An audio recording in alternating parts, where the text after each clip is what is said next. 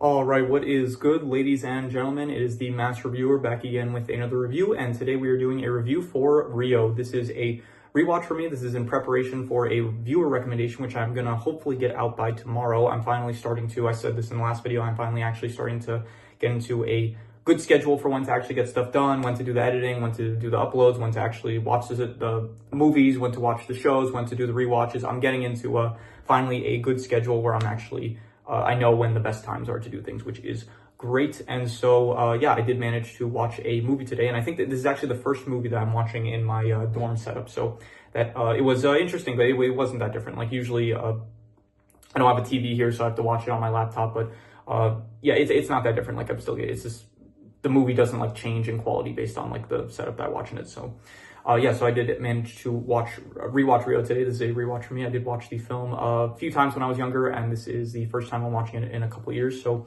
yeah, so let us just get into it, starting off with the plot. And the plot of the film is that basically it centers around Blue, who is this blue macaw. He is this rare species of bird, and at the start of the film, he ends up getting kidnapped by these bird smugglers, poachers, whatever you want to call them, but they are these illegal business dealers that deal in illegal birds. And but Blue ends up he's in this truck, and it ends up getting his box ends up falling out of the truck, and then Linda, this woman, or at the time she's a girl, she ends up finding Blue, and so she ends up basically taking him in, and then they start to grow up together. And then basically this man Tulio, he comes all the way from Rio de Janeiro. He comes to Minnesota. He speaks with Linda, and he basically says that listen, Blue is a rare blue macaw bird, and he is one of like the last of his kind, and we have a female one in Rio de Janeiro, and if we can bring them together, we could save their species. And so then ultimately Linda does decide to go through with it, and so the film becomes Blue and Jewel. They end up meeting. At first they don't get along, and it's kind of like a enemies to lovers kind of thing that they have going on. And then they end up escaping. Well, they don't end up escaping. Jewel tries to escape, and Blue, he's like fine with the domesticated lifestyle, so he's not really trying to escape. But then there is a boy named Fernando, yeah, and he is working for these smugglers in Rio, Armando, Marcel, and Tipa, I think their names are. So he ends up kidnapping both Jewel and Blue, and he ends up working with this other bird, Nigel. Nigel is like the main antagonist, I guess, that's not a human. And so he ends up stealing the birds, but then they manage to escape. And I'm going to try to condense this a bit, but they end up escaping. And so the movie becomes Jewel and Blue, but they're chained together with like, they have a chain. And so the movie becomes like they are trying to get the chain removed. And at the same time, the smugglers are trying to get back the birds in order to sell them off and make a profit. And at the same, Linda and Tulio are trying to find the birds too. So it's actually interesting because you have this like aspect of what most movies do, where it's like, okay, they have to do this by a certain time. Like they have a timed aspect to make it like add more pressure, to add more, to make it more like dramatic. But it's interesting because in this film, it's actually not for the main characters. Like Jewel and Blue are not pressured by time in any way. They are, like they're not yet. They're the ones that are not pressured by time, and it's actually the smugglers, the antagonists, which are pressured by time. So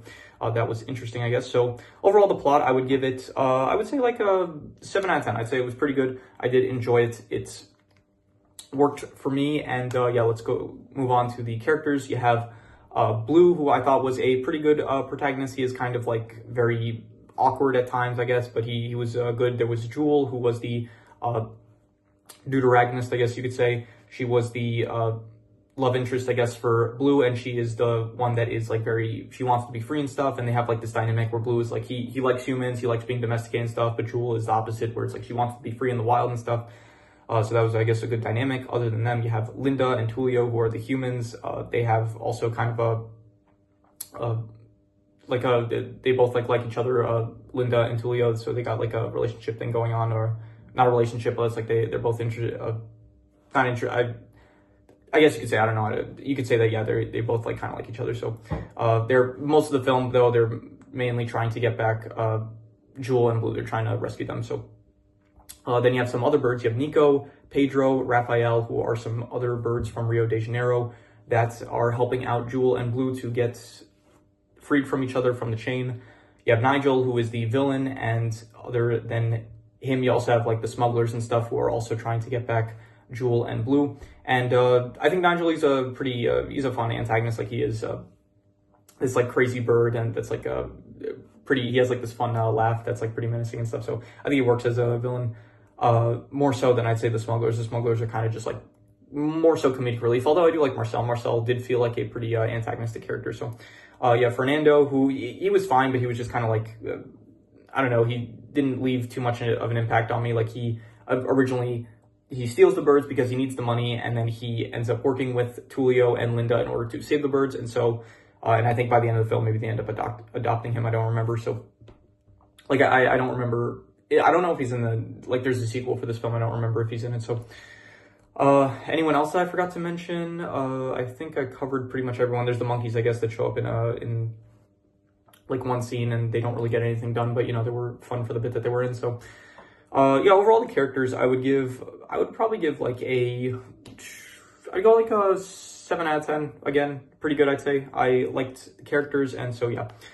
In terms of the settings, it's very nice. It is most of it, like at the very start, you have like well, at the very, very start, you have it taking place in Rio de Janeiro, but then afterwards you see a bit of Minnesota, which is not as interesting, but you know, it's snowy areas, which are nice, I guess. And then when you get to Rio, it does look very nice. And I do think that this film does a very good job of actually not just like showcasing the country of Rio, which in this film, they like portrayed as like, it looks very beautiful. Like absolutely all the scenes where they're on the mountains, the scenes where they're in the jungles, even when they're like in the streets and stuff, it all looks very, very nice. So I do like Rio de Janeiro as a setting, but also just like portraying the culture of it, also with like the carnival, the parties and stuff, all the even like the citizens watching like soccer games and stuff. It all like very much does a great job of actually encapsulating you into the Rio de Janeiro culture. So I think it did a great job of that. So overall, I would give the settings, I would give it like honestly, between like an 8 to an 8.5. I would say it is between great and amazing, honestly. And I'm going to, should I be generous or harsh? I'm going to be, I'm going to be harsh. I'm just going to call it, yeah, I don't know. Is it amazing? Yeah, I'm just going to be harsh with this. I'm going to call it great. But yeah, the settings were definitely great. It all looks very nice. I do think towards the end a bit more, like the parade itself, I don't know, it's like very dark and all these floats and stuff. That scene goes on a bit too long, like at the end with the parade and stuff. And then there's also like the plane runway sequence, which was fine, but it also like not, I don't know, more so like towards the beginning and the middle, it's like the settings are better, I'd say. And the end, it's like it kind of loses a bit of the luster, I'd say. So in terms of the art style, this is a Blue Sky production. So Blue Sky obviously did Horton Hears a Who, as well as the Ice Age films. And I think that Blue Sky, it's a pretty like good art style, I'd say. So I would give it probably, it works, not like one of the best ones I'd seen, but I'd say it works more so for like the birds than the actual humans. The humans, like, you know, Tulio and Linda, they don't look the best, I'd say, in the art style, but you know, not terrible. I think that actually the citizens of Rio de Janeiro, they actually work pretty good in the art style. So overall, I'm going to give the art style, I would say, probably like a, I don't know, I'm looking at like some pictures of the characters and stuff, but it's not just the characters as well, it's also like the actual settings and all that stuff. So I'll give the art style like a, I'll go like a 6.5. I'll say it's a good art style, I'd say. In terms of the music, now this is not a musical. A musical, it's like where, yeah, a musical would be considered more so like the requirements for a musical would be like to have more so songs throughout the film. There's a lot of music throughout the film, but there's less so like characters singing. Like there's, I think, one sequence where, well, actually not just one sequence, but you have like a sequence where Nigel sings. You have a sequence where I think Nico sings. A sequence where even Jewel sings. So there are some moments where it's like the characters sing, but it's not like a musical in the traditional sense. So, but there is definitely a lot of music, and so I am rating the music in this. And I would say that the music was honestly between an 8 to an 8.5. I thought it was between great and amazing. I did really like the music, like at the very start, at the very end, where it's like this, all the birds singing about like the culture of Rio and stuff, like Magic in Rio. That was a great song. The party scene was just absolutely great. I loved it. The music of that one was absolutely, I'm going to go, I think after this, sometime today, I'm going to go on Spotify. I'm going to re-listen to that song, and I might end up adding it to one of my playlists because that song was a banger. Loved it. And just all around, like even the scene where it's like, you had Nigel singing, like rapping about himself, which it's not as good compared to the other music, but even so, it was fun, I'd say. So, even though like the score for the movie, like when it's just like showcasing the monkeys or something, it's like you have that funky music in the background stuff that I think it all works very well. So honestly, I'm going to give the music an 8.5. I'm going to say it was amazing. And yeah, in terms of the worst thing, I think that the parade scene, it just goes on a bit too long for me. Like I was kind of hoping that if they cut it down like just a bit, like for some reason it just felt a bit too long. So I would say that probably the parade scene, if I don't know why, by that point it's like I was thinking, okay, this is kind of going on a bit long, and yeah, it also focuses a lot more, the parade scene, on like Linda and Tulio, and less so on like some of the other characters, like the smugglers or the birds themselves. So it was just a bit too long. I don't know why I'm taking the calculator out yet. We're not at that part yet, but yeah, the parade scene I would say was a bit too long. I would give it like I would give it like between a 4.5 to a 5. It's like I'll be generous. I'll just give it a 5. Like it wasn't good. It wasn't terrible though. So I'm just gonna call it a 5. In terms of the best thing, I would say I'm just gonna reuse the best score, which was the music, because yes, the music in this movie, like actual bangers. I think that they did a great job of like